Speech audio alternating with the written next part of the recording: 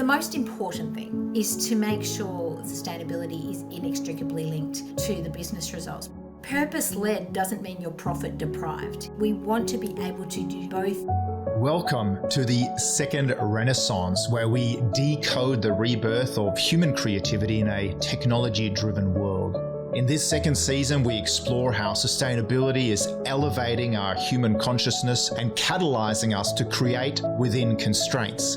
We decipher why now is the biggest entrepreneurial opportunity since the dawn of industrialization and what leaders can do to harness these winds of change. I'm Sorman-Nilsson, global futurist, impact champion, and father, and your host for the second Renaissance. In today's episode of the second Renaissance, I sit down with Nicky Sparshott to decode Unilever's sustainability journey and T2's journey to becoming a certified B-Corp.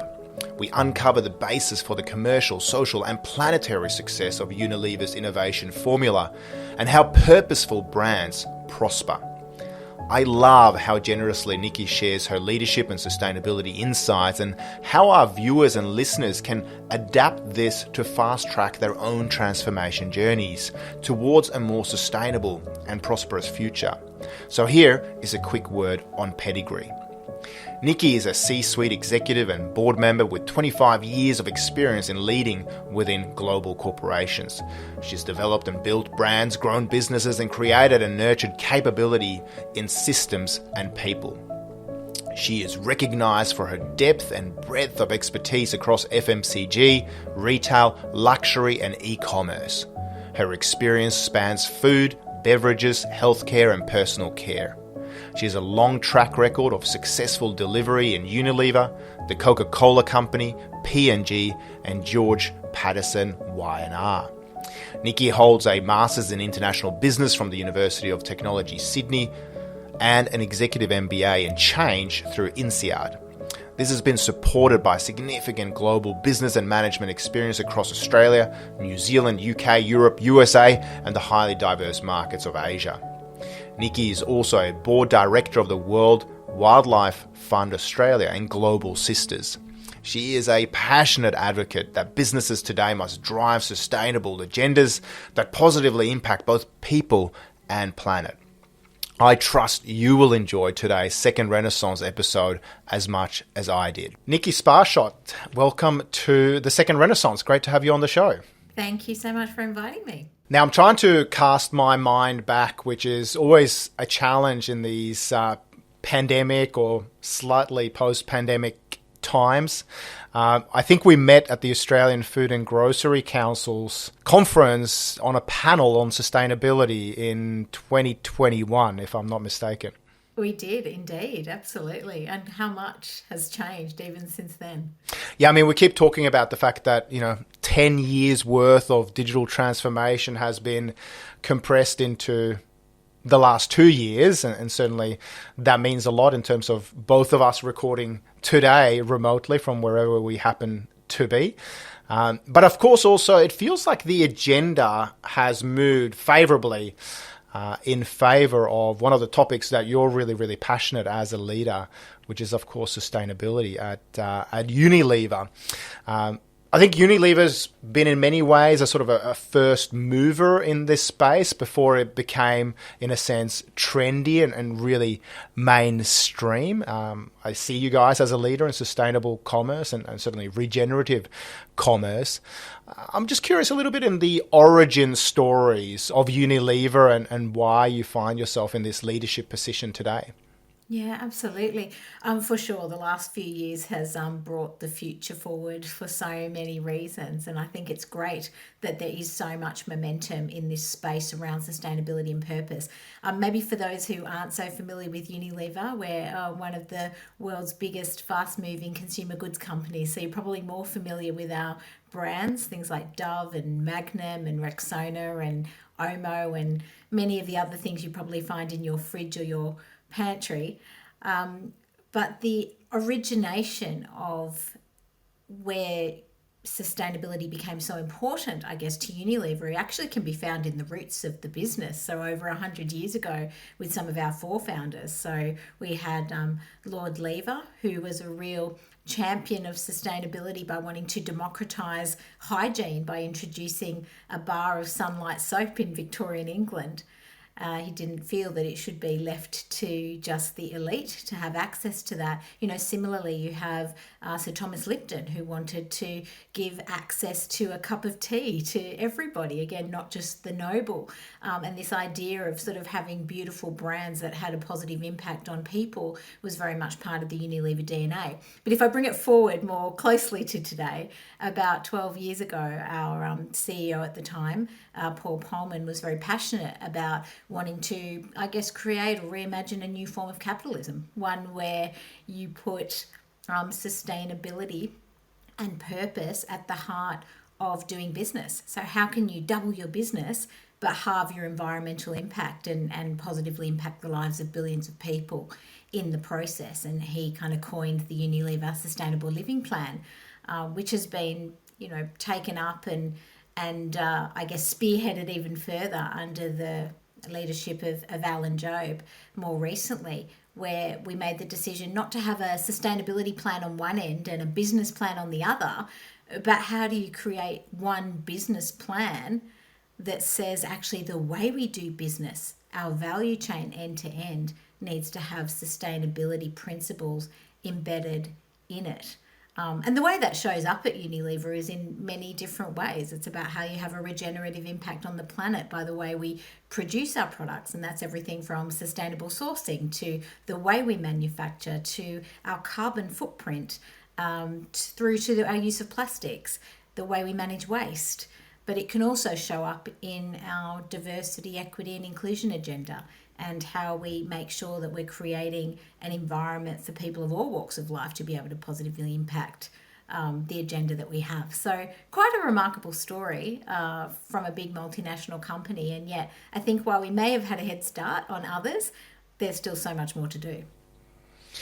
So I'm fascinated by this concept of the Unilever Sustainable Living Plan, an embryonic vision a few years ago. How have you managed to make that part of the Unilever culture, and how do you have it really be, in a sense, executed upon in terms of some of these behaviours that you've just described and some of these strategies and tactics that you guys execute on an everyday basis? Yeah, that it's the operationalization of it, right, that converts it from sort of intent into action that actually has impact in the market. And the most important thing is to make sure that the agenda that you have on sustainability is inextricably linked to the business results. Because what we've got to remember is that we are a business first and foremost, right? So this isn't that you're purpose-led doesn't mean you're profit deprived. We want to be able to do both incredibly well, deliver profitable growth and equally do it in a way that has a regenerative impact on the planet and a really positive impact on the communities that we serve. So we've got a couple of principles at Unilever, and they're really guiding principles for us. And the first one is that brands with purpose grow. And you can see that play out. The market has moved quite fast on this, where consumers are now saying, I want to know how the brands that I love have been produced. And that curiosity has moved from just, I'm curious and I feel good when I have a brand that happens to do that, to actually I'm now going to buy brands that have been designed with that in mind. So, brands with purpose grow. Then we talk about companies with purpose last. This is a business that has been around for many, many years and has always been built on these tenets, albeit massively accelerated over the last decade or more to, I guess, be pioneers in this space. And then the last tenet is that people with purpose thrive. And I think that's probably the most important one, right? How many of us today want to feel like we get up in the morning and the time that we're spending at work or in our professional endeavours are somehow having a positive impact.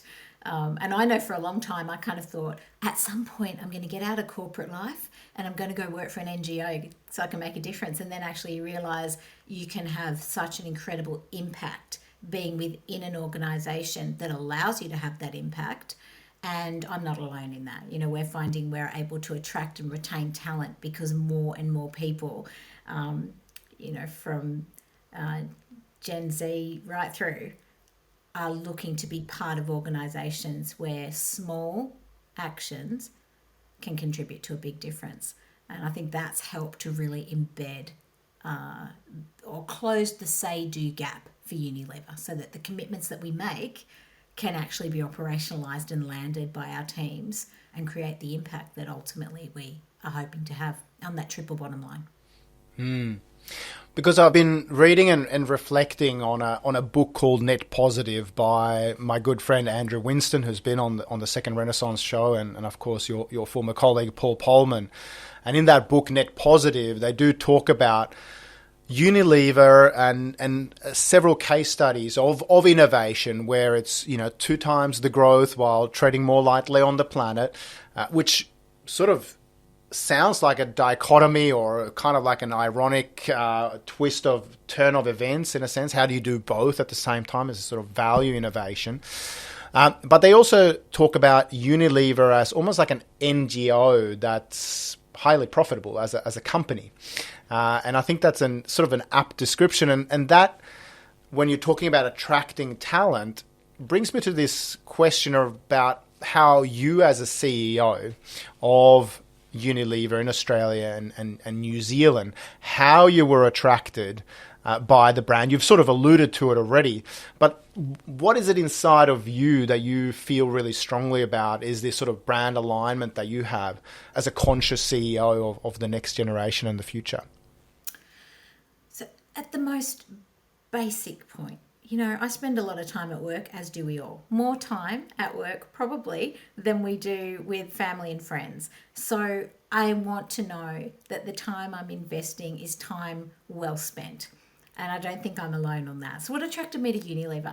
When I look at, when I make decisions about my own career or when I give advice to people, I say to them one thing: what is the impact that you want to make? But secondly, are you part of an organisation that's going to allow you to make it? Because I think quite often people know what they want to do, where they think that they can kind of be their own personal thriving force for good.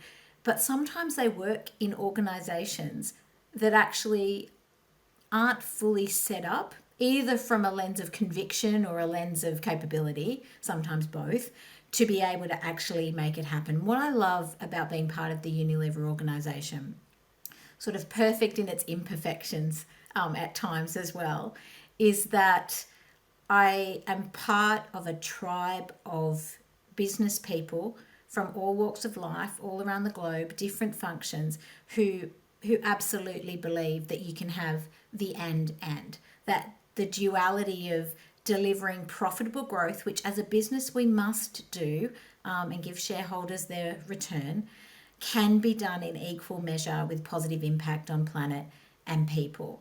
And that shows up in the sometimes very difficult challenges that we need to confront, because it's easy to say that this is something you're passionate about, but actually making it happen, that's pretty hard.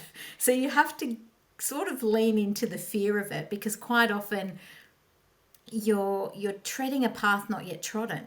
We don't always have the answers for how we're going to get there, but we want to set the bar high. And I would always set the bar high and fall short of a high bar, then set a low target and high five myself for achieving it. I kind of think that is, you need a kind of cultural environment that is going to allow for that to take place. That was hugely appealing to me at Unilever, and to be surrounded by not just people within our own organisation, but to be part of an ecosystem of partners, retailers, suppliers, government, infrastructure, because you actually do need a coalition of the willing, able and passionate, and I might add to that fearless, to be able to lean in and get some of these wicked problems that the world's facing addressed. We've just gone through this COVID pandemic and it's not yet over, but we know that climate change and social inequality and political fault lines, these also threaten our shared stability. So it's quicker to make a dollar than it is to make a difference at times, but actually it's eminently more exciting to be able to do both. And of course, a whole new generation also wants this, whether it's through the Great Resignation or people making a sea change, a tree change, and changing fundamentally what they do for a living. During the pandemic, I do see that our talent today is massively veering towards and making a huge pioneering effort to join organisations that are putting purpose ahead of profit, but finding that purpose is leading to profit. I mean, one of the trends that we're observing at the moment is the rise of what's known as the conscious or the conscientious consumer, who wants to know where their food comes from. They want to know that the story behind their beauty product is one that's digitally traceable, and they're opting for B-Corps as a brand stamp of authentication and verification, independence, verified in terms of performing well on ESG metrics. What do the Unilever numbers tell us about this concept of brands with purpose growing, and how do you see the role of the conscious consumer in the landscape of the future for Unilever? There was a time, and let's call it maybe 3 or 4 years ago, where if you talk to the people that we serve, let's call it a consumer, I hate that word, but I think people understand what I mean when I say that, they would say, of course, I would like to buy a brand that is socially conscious, that is environmentally conscious, that I can understand easily the sort of provenance or the sustainability story. But they wouldn't necessarily pay for it. If confronted at the point of sale, then not always that choice would be made. That has actually shifted. We're really seeing not only desire for products that are sustainably and purposefully designed and manufactured and distributed, I should say, but also starting to make very significant brand choices. And we see it within our own portfolio. The brands that we have that are stronger on sustainability and social agendas and very active in that space perform more strongly than those that don't. Because even within our own portfolio, we have some brands that do it better than others. And we see that play out in the market share of those brands. We see it in the level of brand saliency. We see it in the brand advocacy. So we're definitely seeing it play out. And then, of course, there are other benefits. So not only is it about brand love. I think today people want not only a product that they can buy, but a brand idea that they can buy into. They want to feel that the small choices that they make every day are actually contributing to that amazing ripple effect of change that we need. So you see it from a consumer lens, you see it from an investor lens. Money talks, right? We're starting to see where flows of capital are being directed to brands and businesses that can also show this imperative. And then, of course, you see it in sort of the partnerships that you can build with retailers and with suppliers to help make change in this space happen faster than ever before. So it's almost like there's this beautiful universe conspiring together right now, a little bit out of necessity. Like necessity is the mother of invention. And, some of the things that we saw during COVID, I think helped people understand that we've got to get on top of some of this stuff that is not serving humanity well, and otherwise it's going to be even more problematic down the track. But some of it, I think, is just coming out of a sheer recognition that there are ways to get beautiful products that you love, but also in a way that doesn't leave a negative impact on the planet. Quite the opposite, actually, has a very regenerative impact.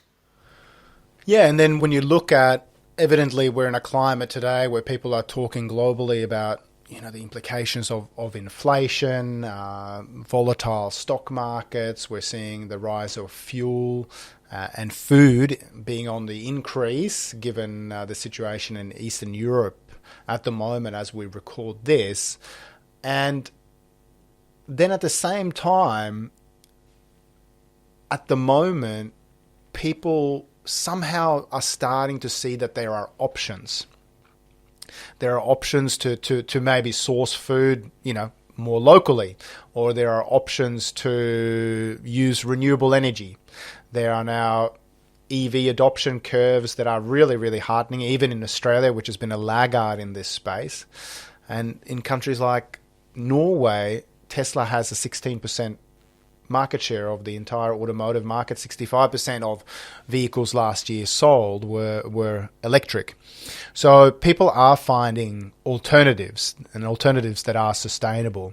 And I think the old vision of sort of, let's get this done by 2050 is increasingly moving towards this sort of 2030 perspective. At least this is what we're observing at the moment.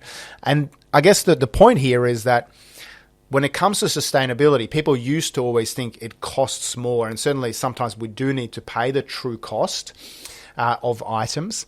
But have you seen examples within the Unilever family or in other businesses where you're actually seeing that the sustainable option can be the more affordable option as well, or that it leads to this type of value innovation where it's more value for the customer but at a lower cost?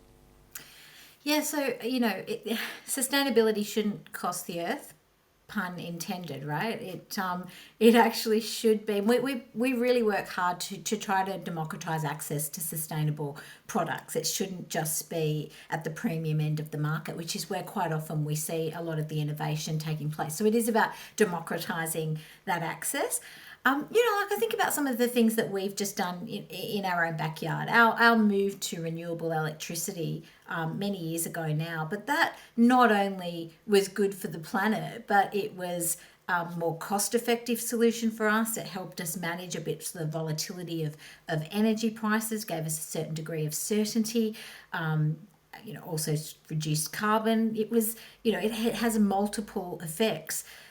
We've spent a lot of time having a look at our plastics footprint. As a fast-moving consumer goods manufacturer, we absolutely believe that plastic has a role in society, but just not on the planet. So, we're all about either no plastic, so re-engineering business models that might allow us to do that. So can you turn up to Coles in Moonee Pond and refill your Omo liquid detergent rather than having to buy new packaging every time? Or can you have better plastic, actually? So moving from virgin plastics, and we've set a commitment to reduce our virgin plastics by 2025 by at least 50%, and we're on track to doing that, and using post-consumer recycled plastics. Now, the reality is that can be more expensive, and so you are having to make choices. And the advice that I take for myself and the business that I lead, but I would also give to others, is you've got to get super smart at working out where the non-value costs, value-added costs are in your business, so that you can feel confident making the investments in some on-costs in the short term, but they will absolutely come down as the market moves sort of en masse. We could argue that the position that Unilever has in sustainability, in purpose-led brands, could be a competitive advantage. But the honest reality is we don't want it to be. We want to sort of lift the floor and raise the ceiling for everybody, so that it becomes the way the industry operates versus it being a sort of an advantage for a handful. And you certainly feel that, across the board, the industry's certainly moving in that space. Yeah, and I've sometimes heard it said about Tesla, as of course a pioneer in the electric vehicle space, that one of the greatest contributions of Tesla is not necessarily that you see Teslas around the planet today, although that is evident, and but the point being that they have encouraged every other major car manufacturer to move towards really doubling down on electric vehicles and making some really, really firm commitments on, replacing internal combustion engines, for example, to a greater or smaller effect over the next few years. So we've even heard, Elon Musk sort of saying, hey, we're not necessarily just an automotive company. We're a company that's really driving electric and the electrification of the planet, in a sense, which many people see as the solution to some of these sustainability and climate change woes. They are a company, they are quite focused on making sure that their entire supply chain is now also increasingly squeaky clean. I don't think they're quite there yet, but for the conscious consumer, there's this sense that the supply chain and the ecosystem of vendors for any organization is in many ways now the story that wins hearts and minds for the customer, the client, and stakeholders. What are you seeing in terms of your shifts in sourcing over the last few years? How are you mindfully doing that? Are there any particular brands that we should be attuned to within the family where you have made those shifts, and how are you telling that story? So, in Australia, we're really fortunate that we have a really strong manufacturing base locally. So, over 75% of the brands in our portfolio in Australia and New Zealand are made in Australia. And to your point earlier on, one of the trends that we're absolutely seeing is a rise in Australian sourced and Australian made products. And I think because Australian made, whether you're in the country or whether you're outside, it does stand for high quality, safely made, consciously made products. And we're definitely seeing that. When I think about our Continental brand, for example, which is our foods business or our foods brand in Australia, 85% of all the ingredients of all the products that we have in that portfolio, and it's a sizable portfolio, are in Australia, are sourced in Australia, and 100% of it is made here. So we will continue to look at opportunities to onshore products where it makes sense for us, because it's definitely a trend that we're seeing in the marketplace. But also with all the volatility that we're seeing, and I like to think about, it's almost like you can call it a third wave of COVID, but I like to think of it a bit more like COVID was an earthquake in 2020.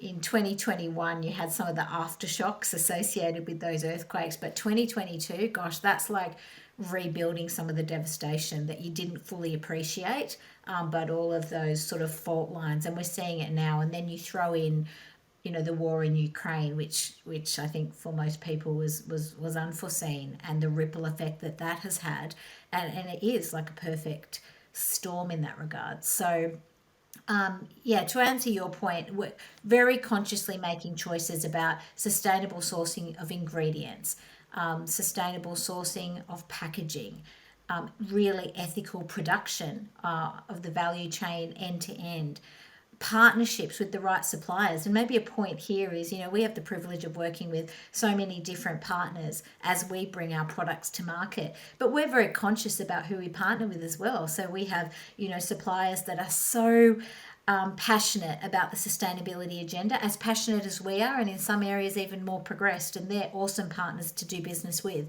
We have some that are very passionate about what our agenda is, but don't necessarily have the capability or the capacity to do it, but want to learn. They're awesome to partner with as well, because there's a real meeting of the minds there, and with that you can make magic happen. And then we have a very small proportion that have said it's not our bag. That's not necessarily how we're going to prioritize our resources, our infrastructure, our funding. And we've opted out. We've said, actually, well, then this is not the right partnership for us. So I think in this space, you also have to have a bit of conviction that plays out all the way through from intent to action. Yeah. Are there examples of where you've helped partners in that ecosystem transform their business models? And if so, what kind of support or ideas exchange have you experienced with those partners? Yeah, so we work with some fabulous packaging suppliers in Australia, and this desire to access post-consumer recycled plastics, and to be able to do that in a way that creates a sort of circular economy, because ideally you want to be able to take a bottle that's already been used in Australia, collect it, move it through the waste infrastructure, and then be able to use it again in a manufacturing. And it's not quite as perfect as that yet in Australia, because of the different by state waste programs and infrastructure that's in place. And you really do have to work quite closely with other companies to almost fill the gaps and create that flywheel. When I was at T2, that was a fantastic example. We decided we wanted to set a big, hairy, audacious goal of becoming a B Corporation. And that was an amazing business, but wasn't necessarily born a B Corp. So all of a sudden we had thousands of tea products and hundreds of tea wares coming from many, many markets across the world. That was, that was a really interesting exercise, because we all had to hold hands and say, right, we're now going to have to sustainably certify every single ingredient we have. We're going to have to work with all of the different suppliers, which would have been, upwards of 400 plus. We are going to have to work with many of these suppliers who are up for the task at hand, but also had never done this work for themselves. So we partnered together, and that also gave them a competitive advantage, because they were able to then sell their ingredients to other people that were using their ingredients as well, but now being able to say that they could show the transparency of where it was coming from. So look, I think in all of these things there's got to be mutual, there's mutual benefit. It goes back to the and. You made a point earlier on about the Great Resignation. I have a little personal theory on this. I don't think it's the Great Resignation. I think it's the Great Realization. I think people are doing their own sort of double click on what their own and is. Yes, I want to have a career that's fulfilling, but I also want to do it in a way that sustains me in my personal life. Yes, I want to be part of an organisation that delivers profitable growth. Who doesn't want to be part of a winning organisation in that regard? But I want to know that the way that profitable growth is being derived is something that I can be proud of. That's what I think is happening as people take a moment to pause, reflect, and think about the next part of their professional careers. And I think there's a sense that it's not about being less bad, about offsetting a few bits of carbon here and a few bits of carbon there, or it's actually regenerating every day the planet, society, helping the ecosystem. The T2 journey I found fascinating, partly because my brother worked there when he was at university, but also to see that it's under great stewardship now. What have been the key lessons of that journey, and how do those lessons potentially scale to other brands within the portfolio as we look to the future? Do you know, I remember raising it at a leadership team meeting at T2, this idea of, hey, what about we set the bar really high and become a B Corp, and just the silence was deafening in the room. And I think because it just felt so audacious, and at the same time, the level of sort of excitement at the possibility of that was an incredibly galvanizing force within the organisation. And more importantly, aside from the sort of C-suite, I guess, what was more interesting and more remarkable to me was the change agents that sat in the organisation, sort of, independent of hierarchy, but this incredible amount of distributed leadership that came to the fore when we went to the organisation and said, hey, this is what we want to do. We're not quite sure how we're going to do it. We definitely need to pull together people that can work on different work streams, who's up for it. And then out of the most surprising places, people would volunteer, put up their hands, have remarkably interesting solutions. That's I think the first learning is that setting a purpose like this, a North Star, can be incredibly motivating to galvanize an organization, and particularly when times are tough, right? And I know that even the last 2.5 years of COVID, in the Unilever business, sort of having this North Star of being a thriving force for good, this idea that the more we grow, the more good we can do, I think helped actually through some of those more challenging, darker days. So that's the first thing.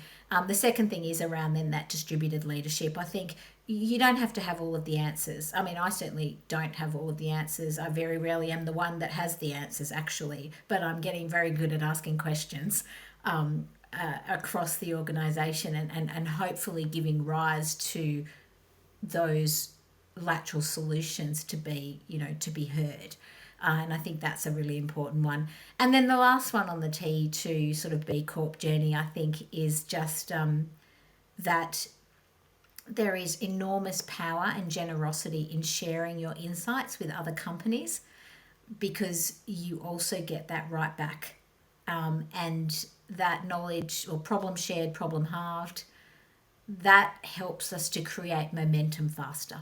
And I actually think there's not only a good lesson for any corporation, but maybe for society in that. Just that sharing generously breeds a generosity that allows us to move faster and smarter. Well, I know the ethos of the B Corp movement, and we're on that journey as well as an organisation. But the ethos is very much this sort of open sourced, open innovation mindset of please share your lessons, your insights, the ups and downs of the journey, because it is a big undertaking.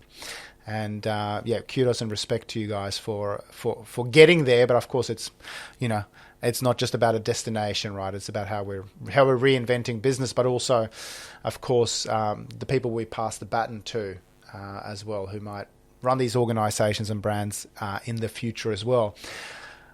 It sounds like this is one of the, a major achievement potentially, and sorry for putting words in your mouth here, but that you might be quite proud of. Are there other innovations or achievements on the sustainability journey at Unilever here in Australia, New Zealand, or globally that you take particular pride in? I'd just call out a few of the things that the team in particular have done that I'm very proud of. I guess there's obviously the sustainability space. We talk in ESG, we talk a lot about the S, right? But about the E, and I do want to talk a little bit about the S as well. But on the environmental front, I think the work that we've done on renewable electricity driving our 100% of our operations is something to be proud of, and now we're really turning our attention to the manufacturing side of things and making sure that we can do that in an eminently more renewable way. I think our shift in plastics to significant reduction in virgin plastics and more post-consumer recycled or even removal of plastics has been something that the team have worked incredibly hard on. Because what we've got to remember with this, this purpose and sustainability journey is that the product has to deliver first and foremost. You can't have a great purpose and a crappy product, right? So you need to be able to do all of those things in harmony very, very well. And that takes a lot of energy, effort, and some good technical smarts as well. We've done a lot of work in the DEI space, and in particular, a couple of years ago now, we really wanted to develop a reconciliation action plan that was really fit for purpose for Unilever, credible, something that we could truly deliver. But what I've learnt through that process is just how much knowledge there is to be learned from First Nations people, history and culture, and how we can take that into our business actually to fast track much of the work that we want to do in the ESG space. So that's another area that I'm really proud of. And look, at a different angle, I guess, as well, is sort of the future of work. And it goes to your point about the fact that the next generation of leaders coming up through the ranks are looking for different things, and I'm proud of some of the initiatives that we've pioneered in the business to recognise the diversity of the way people work. So we have 16 weeks parental leave, whether you're a mum or a dad. As long as you're a carer of a child, you can take that 16 weeks of leave, and that's been game changing. We've had more men take it up in the organisation over the last 18 months than we have had women, and it's been just brilliant to be able to not only get that 50-50 gender diversity, which we have at Unilever, but to be able to see both men and women take up some amazing opportunity to be great parents or carers, and also stellar professionals. And then we're pioneering the 4-day week. I'm not sure if you're familiar with the experiment that we're running in New Zealand. It's 15 months in. We pay 100% of your salary to work 80% of the time, as long as you deliver 100% of sort of agreed productivity KPIs, and that's been remarkable. The team have worked very hard to see what non-value added work they can remove from the business to get the gift of the fifth day, to be able to invest however they want it. And the results, from financial results right through to engagement and cultural results, have been better than they've ever been before. So, these are just a few things. And none of them without their challenges along the way. There always is going to be challenges, but I'm proud for looking at the opportunity and testing and learning. I think they're great examples, and certainly as a young dad, and we have a 8-month-old and a nearly 5-year-old at home, so I know what sleepless nights can do to both mums and dads, and certainly the challenges of running businesses. So the 16 weeks would be muchly appreciated. I'll have to go and negotiate with my boss on that front, which sits here as well. When you talk about the 4-day work week and some of these innovations, they've been around in other companies, but oftentimes you hear about them in a sort of a startup or in a Silicon Valley context. I am curious, where do you get your inspiration or your cross-fertilizing ideas? Where do you get that from as a certainly a sustainability strategist and innovator? Secondly, from a leadership perspective, but also perhaps from a perspective of creating groundswell movements as well. I'm curious by nature, right? So I love, I could people watch all day. I love nothing better than to sort of observe people in action in their spaces, and whether that's a consumer in a store or whether that's our teams in our factories or in the field. This idea of just watching people where they are, I think, can garner incredible insight. Look, my inspiration, if I just make it very, very personal to me, I feel incredibly grateful to be part of an organisation like Unilever globally that gives me a lot of autonomy to do some really remarkable things locally. And to experiment, and sometimes to get it wrong, fail fast, learn from it, and then move on to the next thing with much richer insight as a result, and then share that learning within the organisation. That's a remarkable thing. I have the really good fortune of being associated with a few other organisations that are close to my heart, the World Wildlife Fund for Nature, and the incredible work that they do in the conservation space, and to really ensure that the sort of biodiversity of Australia is preserved, because that has such an important impact on climate action as well. Or Global Sisters, which is a social enterprise that I'm involved in, and that is really looking at ensuring that every woman, no matter their background, can be financially independent, and particularly women that are either unemployed, underemployed, or precariously employed. And working with some remarkable people across those varied organisations, and then not to mention the opportunities to sit on forums where you just learn from other organisations, business leaders, school children. I have 2 children of my own, and I have no doubt that it'll be that generation that truly creates incredible momentum and impact on some of the things that the world needs the most of, because they just can't understand why there is so much debate in some of these areas.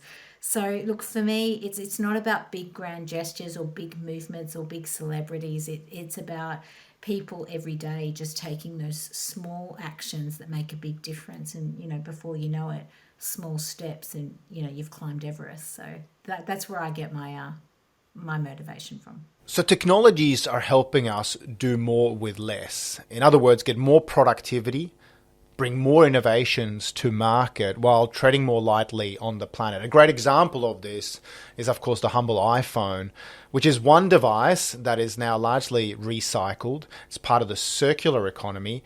And of course, it's replaced a multitude of pieces of hardware that we would have previously used to gain access to the functionalities and the services of those. So I'm thinking of, if we cast our minds back to the 1990s and a Radio Shack ad, for example, you might have thought about a Sony Walkman, a computer system, a VCR, a camcorder, a fax machine, etc., all consuming virgin planetary resources. Now, the functionalities of all of those devices are housed on the one device, where we take the cobalt, the lithium, and of course the gold, most importantly, back to Apple as we upgrade to the next model.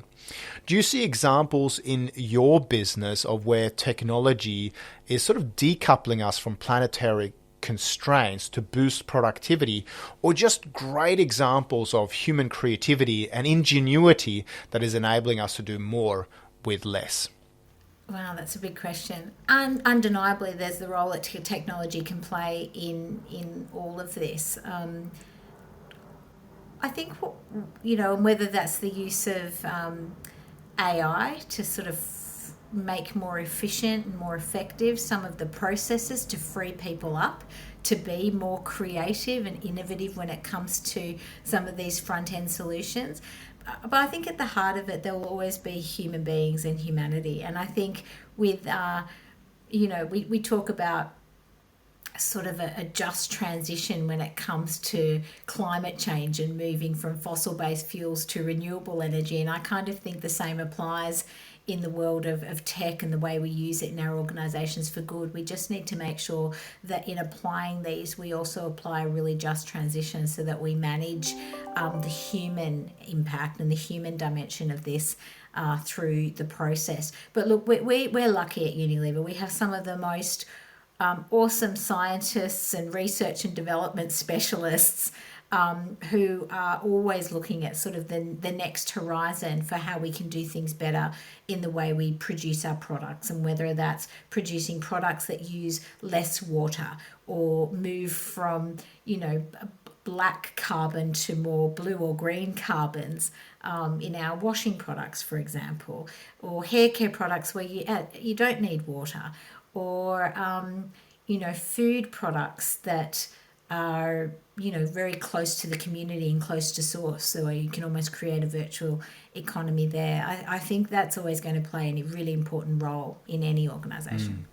I mean, you've touched upon diversity, equity, and inclusion, and as someone who always thinks about the future and certainly also the past and rectifying wrongs in the past, these aspects are critical things to do as an organisation and as a leader, because A, they are the right thing to do. Now, increasingly, we're also seeing that they're the profitable and the innovative thing to do. So there's research from BCG that holds that more diverse organisations have created more revenue from new products and innovations, new services invented in the last 3 years than their more homogenous peers. Is that something that you're seeing as well as a leader, that these diverse perspectives, not just about doing the right thing, but it's also the right thing for the business as you innovate moving forward? I mean, for sure. I mean, at the most basic level, you want to have an organisation that reflects the population that you're serving, right? So you want to have a multicultural diversity that's reflective of the Australian or the New Zealand population, because that brings insight into the way that you create products, in the way that you market products, in the way that you serve people better than others are serving people. I want age diversity in my organisation. I want the strength of people that have had tenure in the Unilever business and some depth of expertise, but I also want some young, fresh, new, objective thinking, that sort of power of expertise and beginner's mindset all in the same space. I want to have diversity of gender, for sure. The way men and women look at the world can at times be different, and there's incredible value in bringing that diversity together. I also, however, want people around the table that have different points of view, some of which might be very different to my own. When you have a high-performing team, you don't want harmony. Should not be your objective. In fact, I want to have really dynamic, constructive conflict so that we can have good conversations and make sure that we end up looking at opportunities or challenges from multiple vantage points. I like having a devil's advocate in the room. And when there isn't a natural devil's advocate there, I will ask someone to play that role, because I do think it's important that we really challenge ourselves and don't end up in a place of confirmation bias, right? We of course are really passionate about the sustainability space, the purpose space, but we ask ourselves one question, and that is it good for business and is it good for society? If it's good for business but it's not good for society, it's not good enough for Unilever. You need to go back and make it stronger. If it's great for society but it's not good for business, it's also not good enough for us. We need to have the and quite often the way you get to delivering that duality with impact is to have really great divergent thinking around the table that helps you to be able to get there. So look, I'm a big believer in it. I know it's very popular to talk about diversity, equity, inclusion. They're all sort of fancy terms, but at the heart of it for me is about belonging, creating a culture in your organization where people feel that they belong. Because when someone feels that they belong, then they feel more confident raising issues. They feel more confident surfacing creative solutions. They feel more empowered to act autonomously without asking for permission. And they feel more safe when at times they have been brave and bold, but not yet quite delivered what was expected, but had some amazing learning off the back of it. So if for no other reason, you need it for the culture of an organisation. Some people call it the soft stuff. I actually believe it's the hard stuff that allows you to do all those other things very well. Yeah, so much strategic wisdom there. I think I've heard it said that strategy is what you decide to do as a business and what you decide not to do. And if you can have the strategic foresight to ask, is it good for business? Is it good for society? And if there's a no there, well, it's not the innovation that we're going after. Final question, because we are into the end zone here, Nicky. It's been a fascinating chat so far. Is there a particular UN Sustainable Development Goal that you are particularly passionate about? And if so, does it provide this sort of creativity within constraints that you see is going to help power the business into the future? They're also inextricably linked, right? The number one, sustainable development goal is around poverty, right? It is about this idea of economic participation. If everyone has the chance to participate economically, then you're able to create a more inclusive society where everybody does have the chance to create their own impact in whatever way that's possible. And it's so closely linked to education, which is number 4. And I'm a mother with children of my own, and I do really believe that every child has the right to an education, and that can genuinely make a shift in society. And then that's so linked to the goal on climate action. What's that, number 13? Because at the end of the day, we need this planet to be healthy. And there's a bit of a virtuous cycle there. We need the planet to be healthy. We need people to be well educated. We need to create environments where you can have a job and economically participate. So again, it's a little bit the trilogy of those 3 in particular that I'm passionate about, but I think they all work so closely together. That in a way, the inconvenient truth of it all is we don't really have the luxury of just focusing on one. We do need people from all walks of life focusing on different parts such that the sum total can be something fairly remarkable. It's been fascinating listening to you, Nicky, and in many ways I think of you as in some ways of the encapsulation or the personalisation in the work you do at Unilever, and certainly your organisation, as sort of encapsulating the 3 Ps of people, planet and profit. We had John Elkington on the show a little while back, who of course coined that term and other terms like the triple bottom line. And it is just so heartening to hear how business is able to combine these things to walk the talk and have such a massive impact. So thank you for sharing your wisdom. And finally, any final words or thoughts as we depart into the virtual ether? You know what? I heard something recently and it really resonated with me. And it was that adults will act their way into a new way of thinking rather than think their way into a new way of acting. And it just made me realize, sometimes as children we're so fearless, but as adults, and particularly as leaders in this space, I think we just have to learn by doing. Is sort of enough talking about it now. My challenge to everybody listening to this is just find your little way of creating that impact, because when everyone does it, then actually we will be able to solve some of these big wicked problems together. And thank you so much for having me today. I really enjoyed talking to you. Great, fantastic. Thank you for being on the Second Renaissance, Nicky, and all the best for the future. Now, if you didn't find Nicky's transformation journey both inspiring and practically transferable into your own innovation efforts, I'm not sure what will. I took a lot away from this chat with Nicky, and I hope it can inform your own innovation strategy as you embark on your own sustainable journey towards prosperity. For more information about the Second Renaissance and our work on sustainable innovation, please visit my website, www.sorman-nilsson.com. We would appreciate if you can take a moment to share the podcast with a friend or a colleague and help build the movement. We hope that what we learn together on the Second Renaissance can help us all build a sustainable future for ourselves and our children. See you in the near future.